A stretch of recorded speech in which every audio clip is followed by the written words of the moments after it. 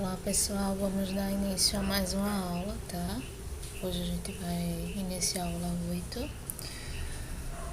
Vamos lá.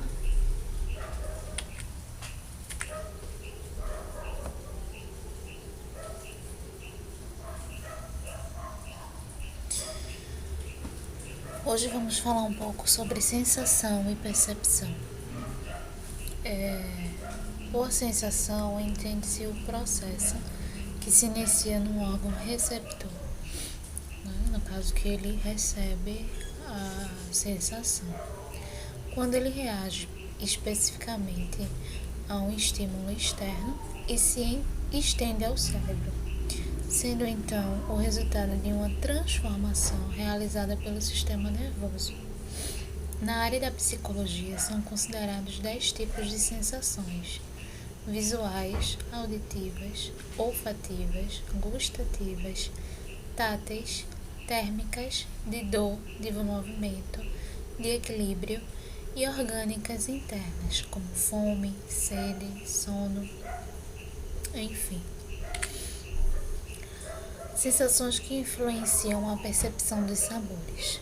O sabor dos alimentos é percebido principalmente por paladar e olfato, mas essa interpretação é influenciada por vários outros fatores que transformam o ato de comer e beber em uma experiência complexa e subjetiva. E aí, nessa sensação, a gente usa a visão, a memória, a audição, o tato, a temperatura. Quem já não falou, tô comendo com os olhos, né? É uma maneira da gente se expressar e queira não, da gente sentir o alimento, né? Primeiro a gente visualiza, para aí então a gente realmente sentir o sabor, né? Ter a memória do que a gente já comeu, aquele prato, já experimentou, né? Aquele sabor. Na visão, nosso cérebro se encanta com a aparência da comida, né? E se torna mais receptivo, ou não, dependendo. Comidas ou embalagens com cores mais vibrantes, vermelho e laranja, são instigantes para o cérebro, ao passo que azul e marrom menos. O ambiente também exerce influência. Hoje se pesquisa, inclusive, se a cor e o formato do prato exercem alguma influência sobre isso, né? Sobre comer com os olhos. A memória, esse é o elemento que torna o comer subjetivo. Existem comidas que remetem à nossa infância, né? Aquele bolo da avó, aquela sopinha da mãe, aquela canja, enfim. Remetem ao passado, né? Especificamente pela via do olfato. É o caso do bolo feito pela nossa mãe. Esse tipo de comida ativa nossas memórias afetivas e o cérebro aproxima o momento atual da sensação de conforto daquela época, né? A gente remete ao passado, fazendo com que a experiência do presente seja mais saborosa. A audição, ouvir o crack ao mastigar o alimento faz com que o cérebro se preparar para algo fresco, como uma maçã. Alguns estudos identificaram que o barulho pode interferir na percepção do gosto dos alimentos. Isso explica porque muitas pessoas não apreciam a comida servida em aviões. Muitos restaurantes se preocupam também com a trilha sonora do ambiente para enriquecer a experiência dos clientes. O tato. Sensações táteis não podem ser ignoradas na percepção dos alimentos. A textura, se está murcho, firme, crocante, é outro fator que influencia, né? Além desses outros tantos que a gente já viu. Isso faz todo sentido ao associar um alimento a uma consistência que ele não deveria ter. Nosso cérebro quer nos proteger de ingerirmos alimentos estragados. Temperatura. Quando quentes, os alimentos liberam um número maior de moléculas aromáticas, e o que acaba contribuindo, né, para o sentido do olfato. Quando ele está quente, ele exala mais o odor, né? A temperatura também pode evidenciar ou disfarçar certos gostos. Por exemplo, o café, quando frio, tem seu amargor ressaltado. Já os temperos fortes de uma feijoada não combinam, caso ela esteja fria. E isso aí, gente, que a gente acabou de falar, são as sensações, né, do paladar, do sabor dos alimentos. E aí existem várias sensações no nosso dia a dia, né, na nossa vida. A gente só referiu aqui, remeteu a uma situação, tá bom? Eita, isso aqui, pronto, sensação e percepção. A percepção é o que nos possibilita reconhecer o objetivo ou a situação que determinaram a sensação. Assim, perceber é reconhecer por meio dos sentidos, objetos e situações. Vamos ver aqui uma situação. A situação de percepção, né? Meu ponto de vista. Aqui a gente vê um carinha desse lado aqui, vendo um 9, porque a posição que ele tá, realmente a gente vê um 9, né? Já desse cara aqui, ele tá vendo um 6, porque no local que ele tá, a percepção é essa. Nesse outro quadrado, a gente vê um informando que é 3, um informando que é 3 aqui, né? E o outro informando que é 4. Mas aí é o local onde eles estão que remetem a essa percepção, né? De numerais, tá? Percepção, ação ou efeito de perceber, de compreender o sentido de algo por meio das sensações, ou da inteligência, né? Ou da visualização, como a gente viu agora no quadro anterior.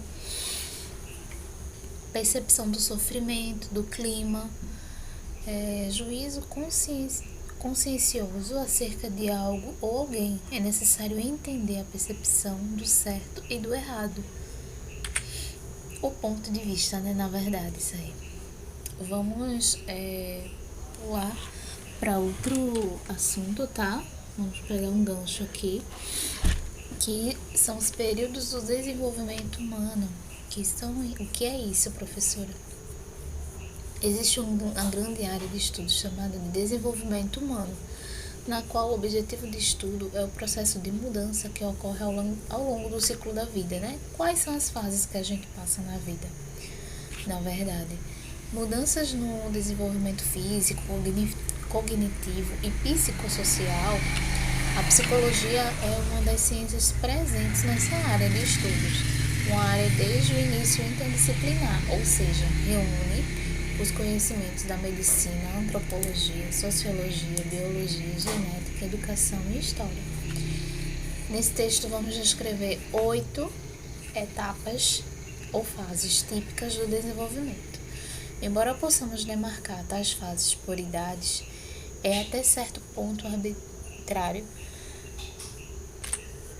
Em outras palavras, a demarcação das idades visa facilitar o estudo. Assim, por exemplo, é evidente que existe uma passagem da vida intrauterina, a fase 1, para a primeira infância, fase 2.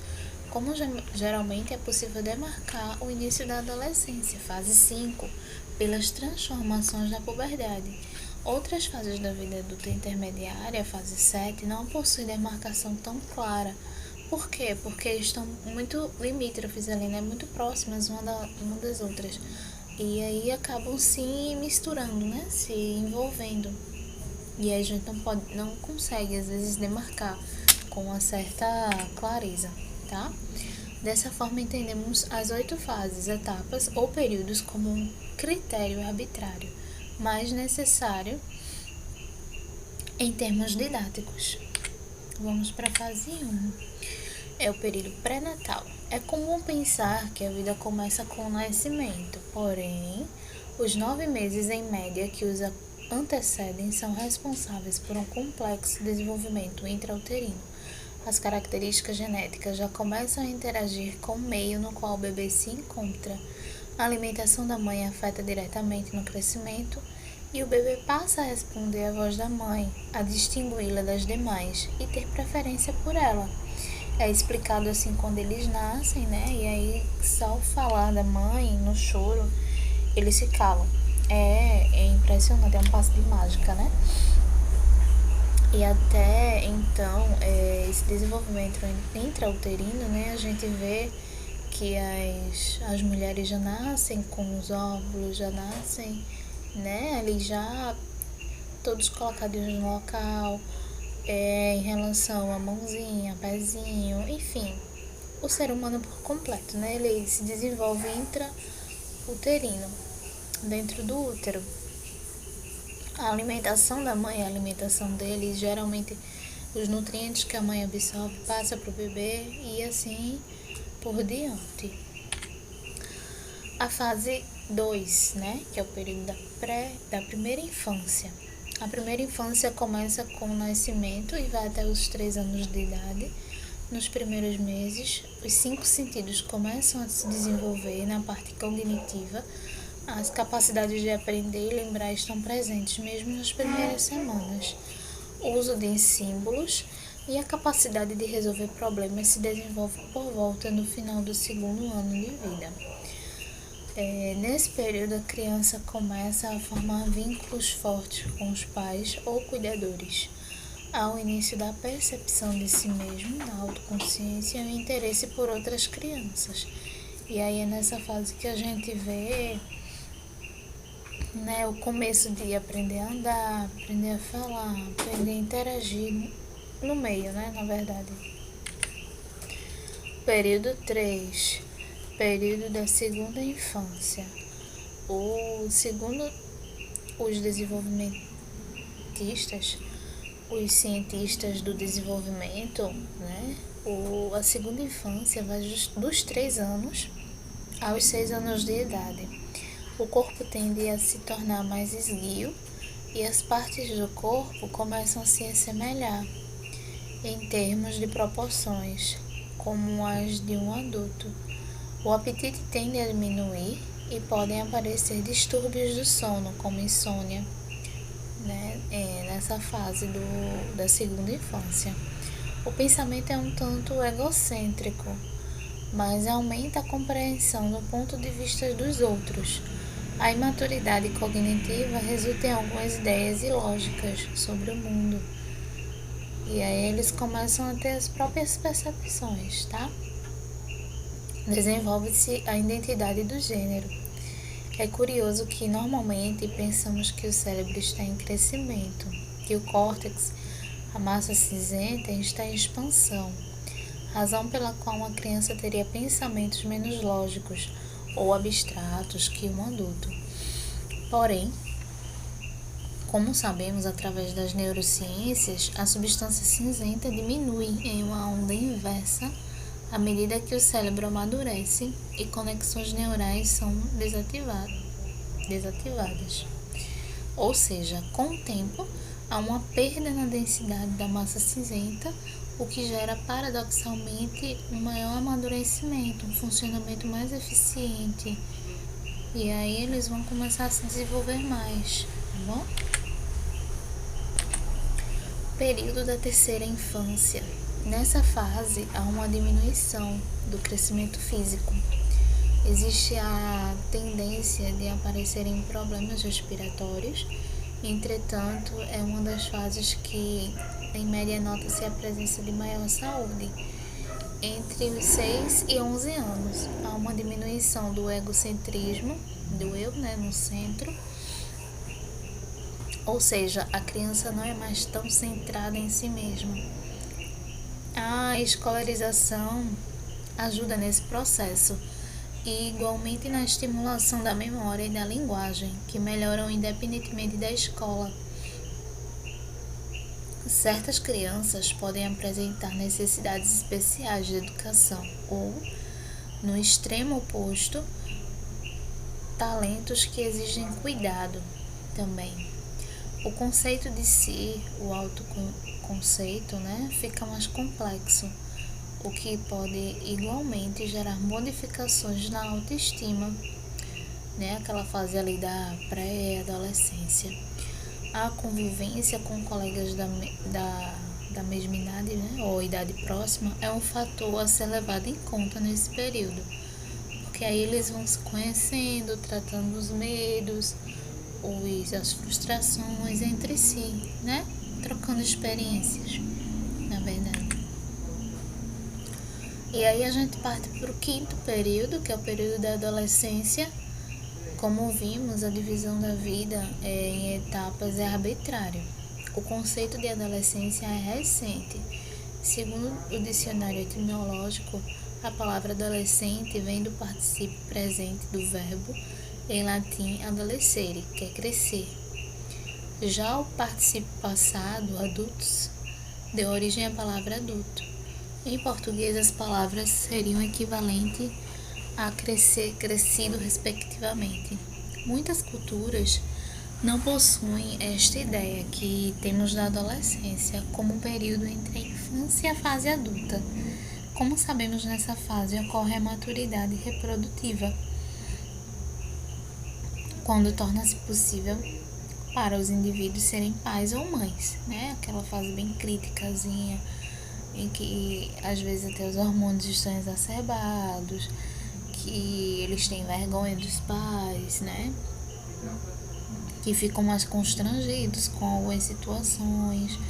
A saúde é afeta geralmente pelo comportamento, como transtornos alimentares, também a gente vê muito, ou uso de drogas. Na cognição, desenvolve-se a capacidade de pensar em termos abstratos e de usar o raciocínio científico. O pensamento imaturo persiste em algumas atitudes e comportamentos. A busca pela identidade, incluindo a identidade sexual, torna-se central. E aí que vem aqueles medos, aquelas angústias, frustrações e até mesmo a curiosidade, né?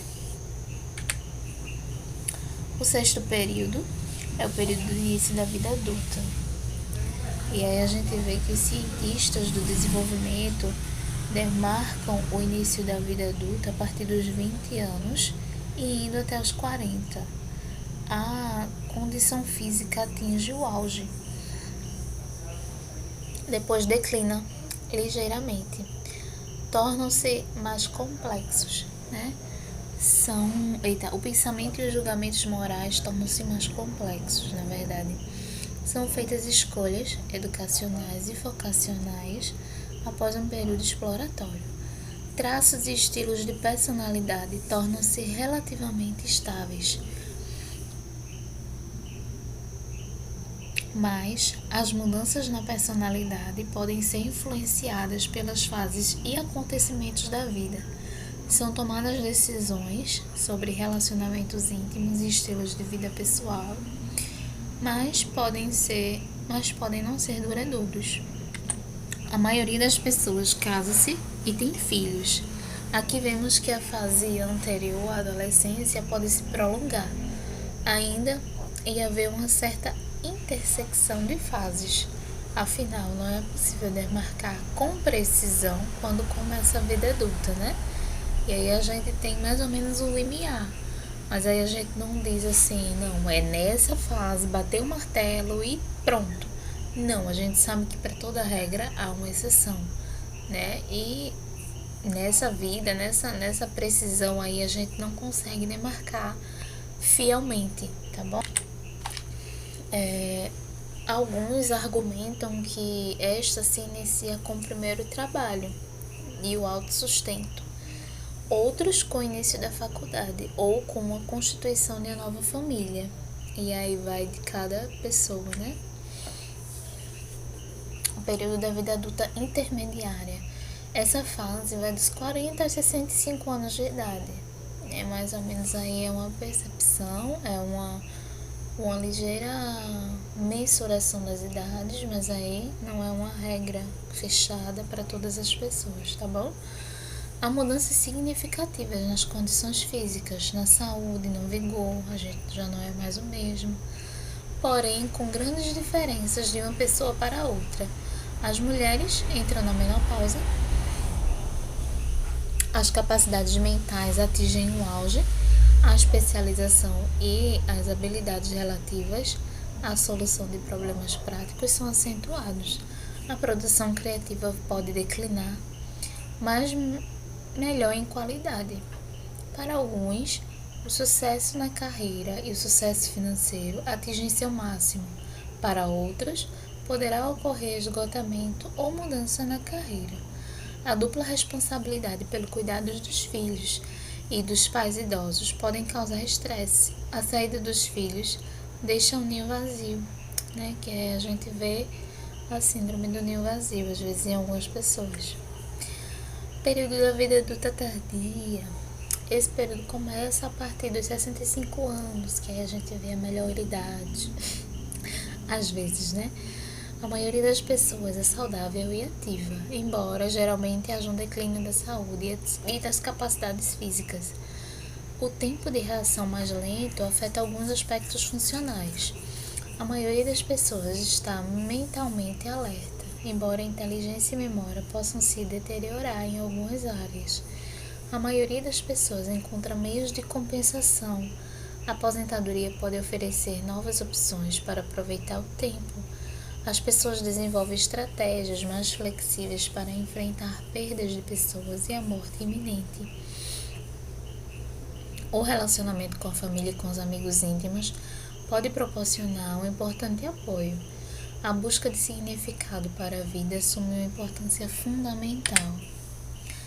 E aí a gente vem com 2 vídeos para a gente fixar a aula, tá certo? Vamos assistir esse aqui das fases da vida. Vamos tentar.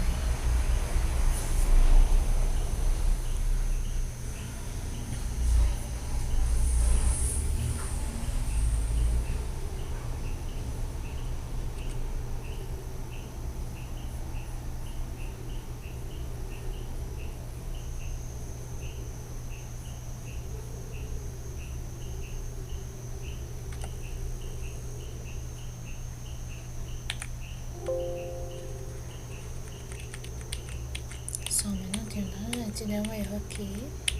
Vamos tentar.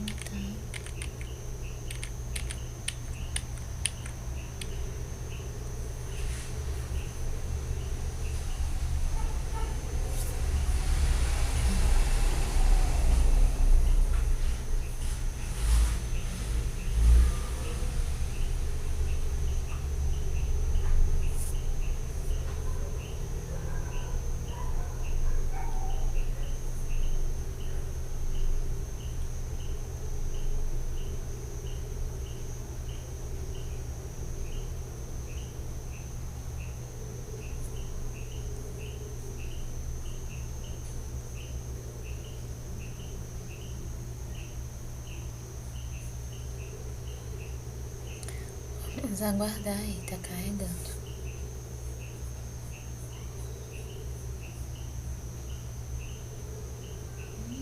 Chegou.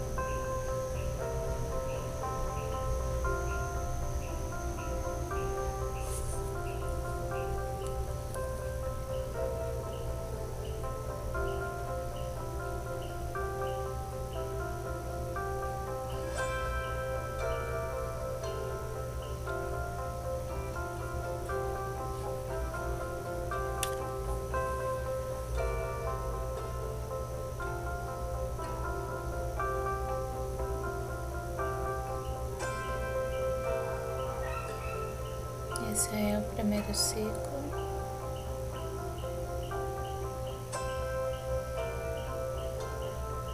Que engloba tudo isso aí, tá?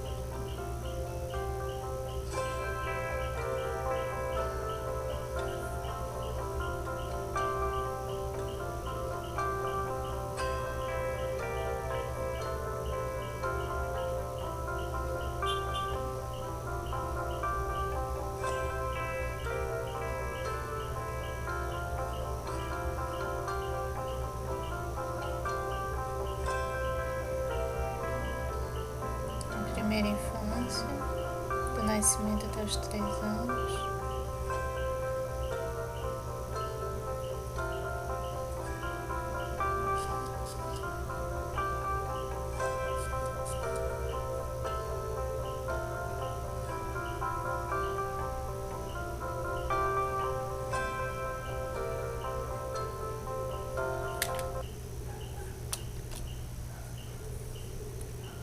Desculpa.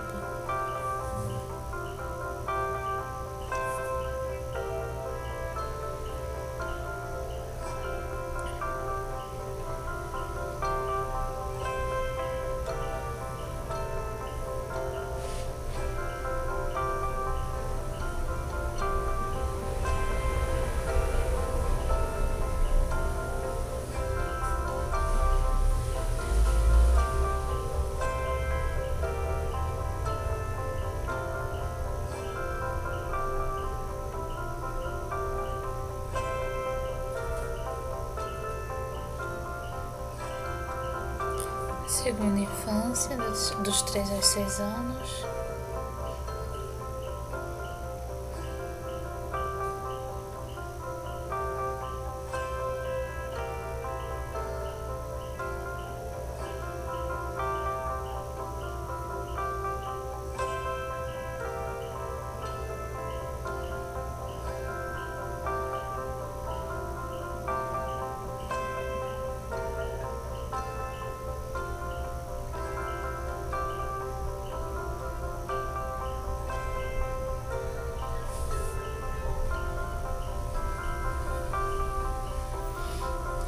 Que a gente tem a infância, a terceira fase.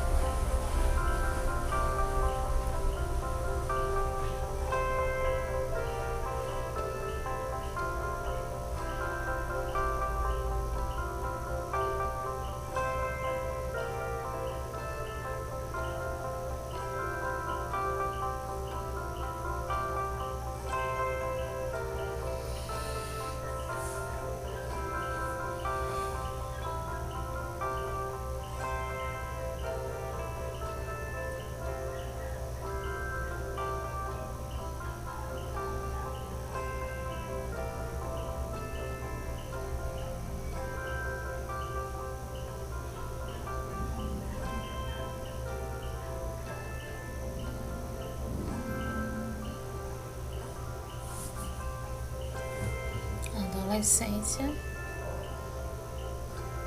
11 a 20 anos. Lembrando, tá, gente, que essas idades não são regras fixas e que elas podem mudar, tá bom?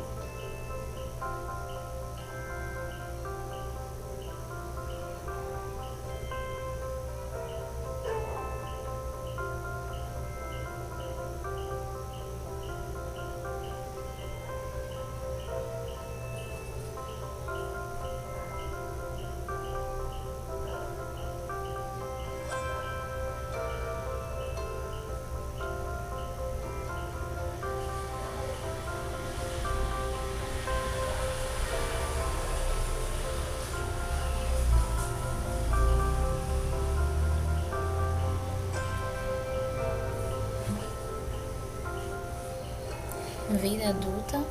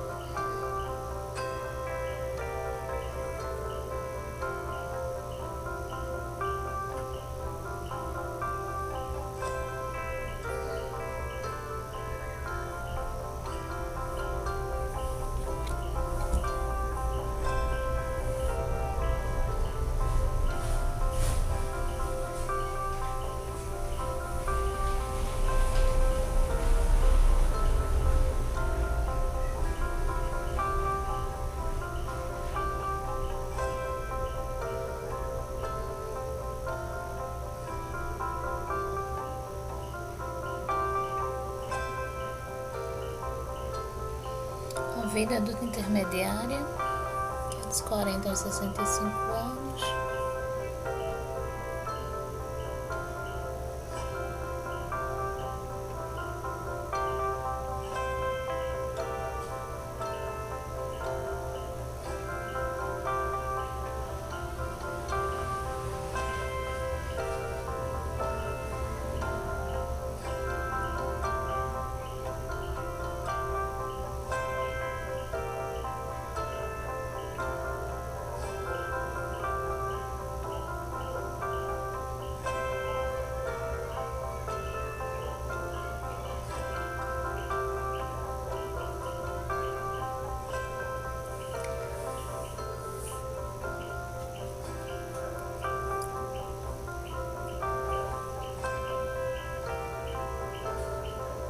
Vida adulta tardia, 65 anos ou mais.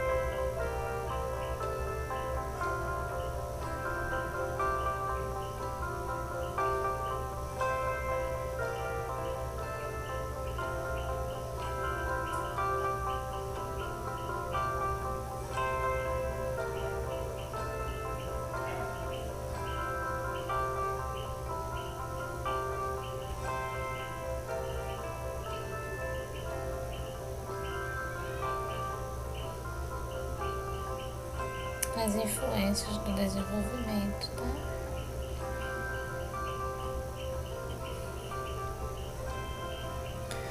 Hereditariedade de pais para os filhos, né? Ambiente.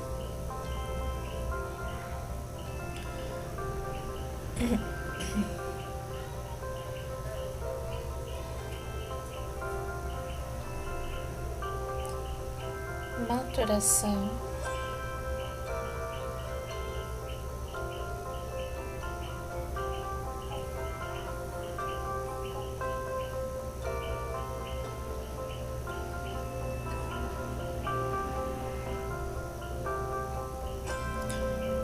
Contextos de desenvolvimento.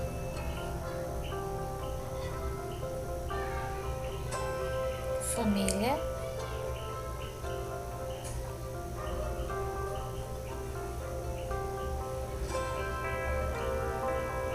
Nível socioeconômico e vizinhança.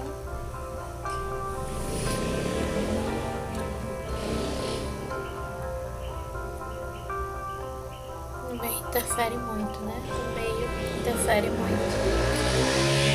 Cultura, raça e etnia.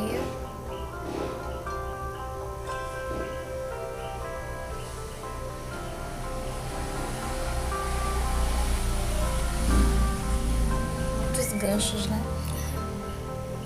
Normativas, biológico e ambiental, comum a todos ou a um grupo,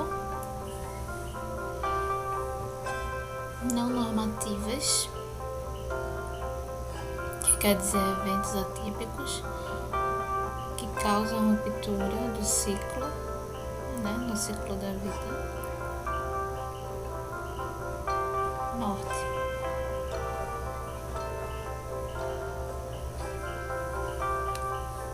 E aí, esse foi nosso vídeo, tá, gente? O próximo vídeo vocês assistam o outro vídeo, tá? Que a gente colocou lá no link na aula. Deixa eu mostrar aqui.